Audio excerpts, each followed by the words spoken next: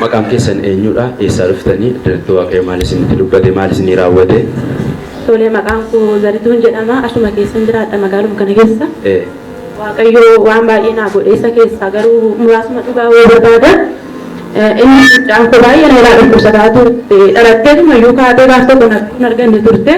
Isarraan kan ka'e ji'a sadaffaa dhalattee ji'a saditti hospitaala galte. Sanarraan kan ka'e hospitaalatti oksijiniitti kaanessuun dhukkubsatte jedhanii baay'ee achi ciisaa turre. Guyyaa torba ciisne ammayyuu mucaan kee xiqqoo ishee ammas ganaa hafti jedhanii qoricha jijjiiran turanii. Achumaan otoo hin jiru namoonni afaana jiraadhu namoota gooftaa qaban miti. Achi keessatti jechuudha algaa tokko nama 3-4 taane ciifna asiqichi keessaas fandu'anii ba'an jiru turanii. Anis immoo yaa Waaqayyoon jedha. Mucaan koo kaleessumayyuu nama jirra jiraachisiste waan ta'eef har'as immoo lafa onaa kanarratti nan gatiin harka mucaa koo harka koo qabi jedhee Waaqayyotti bu'aan ture gadi ba'eetani. Achi keessatti iddootti Waaqayyoon kadhatanii jiru ture. Ani garuu dhalees gaaf tokko nagaan arganneen ture. Sanarraan kan ka'e dubartii wayii abbaan manaa isaanii gooftaa fudhatanii turanii poolisii turan isaanii utumaan zayitii dibataa argadhe eegatanii ishiitti dubbadhan ture. Ishiin lakkaa gooftaan qabdu turte.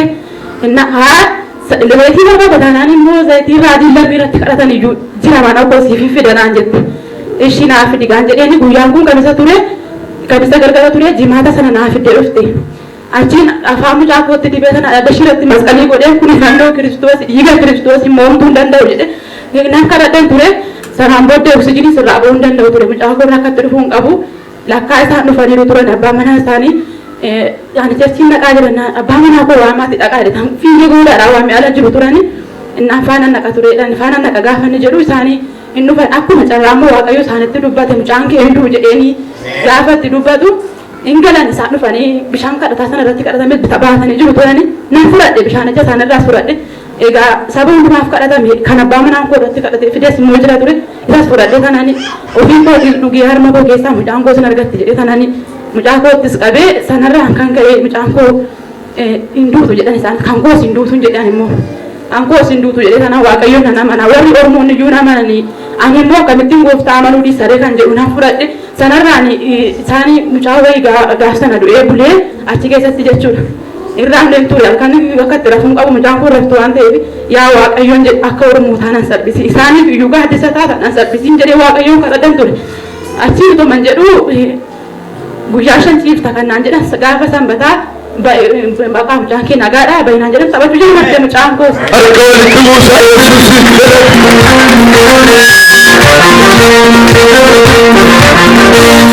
Mucaan kee dhalatee ammamitti kan inni mana yaalaa? Sadiitti hospitaalatti deebi'ee dhumayyummoo nagaan argattu yeroo geenye tun dhalatti gatii jirtu jennaan baay'ee rakkadhan ture wajjiniin. Egaa Waaqayyoon jedha gaaf sanayyuu kan hin jirre jiraachisa jettee natti dubbatteetta waan ta'e ammas illee du'aa natti kennite gaafa waan jiraan abdii kan hin qabne natti kennite iyyuu waan ta'e haadhayyuun kun harkaan fuutu deebistee nama laatetti mucaan kun jedha nana mana ture Waaqayyoo gaaf sana na gargaare. Mana yaalaa siree irraa hammam tursite? Guyyaa 7 ture iyyuu gaaf sana oksijinii. Gargaraajin bishaan irratti kadhatanii zayitii kadhataa karraajii argatte kaatee guyyaa meeqatti mucaan kee fayyee? Gaafa sanbataa kasaatii baay'inaan jedhanii. Kan bishaan sana argatte immoo yoo midhaan. Jimaata halkan hin argadhe. Jimaata argatte sanbata mucaan kee fayyee. Harka walitti buusaa Waaqayyoo sana mucaan kee yeroo sana dhibee akkamiitiin kan isheen dhukkubataa turte? Mucaan koo yeroo sana somba dhukkubsatti somba ishee dhukkubaa wantichi immoo baay'ee sodaachisaadha. Namoonni kaayanii onnee isaa onnee dhukkubaa kun immoo du'uu hin dandeessu naan jedhu turanii na jajjabeessu isaanis daandii boo'ee naan jedhu anis hinduutu midhaan koo jedhetu man taa'u midhaan koo sinaa fayyite Waaqayyoo eebbifamu fudhadhe. Erga gaafa sanaatiin milikitii dhukkubaa sun irra jiru mucaan kee fayyaa.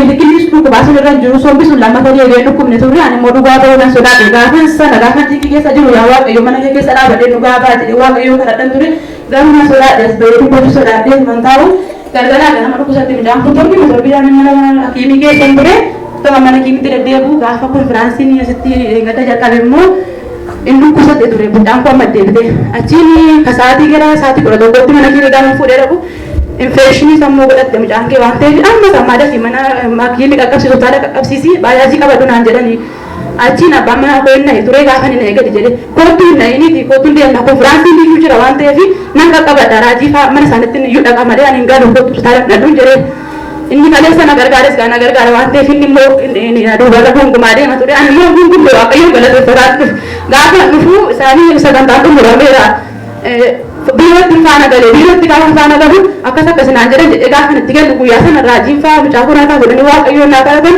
erga gaasanaatiin nagaayyuu takka argattee beekni argattee midhaan kun amma mucaan kee nagaa akka walitti buusaa